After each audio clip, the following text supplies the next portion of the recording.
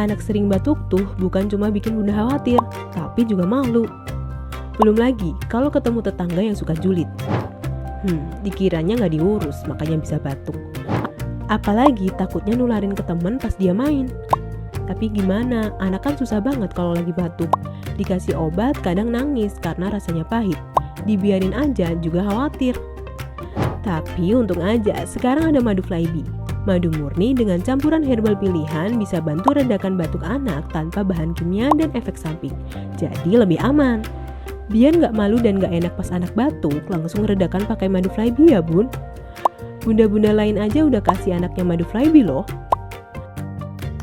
Bunda kapan nih? Yuk pesan di sini.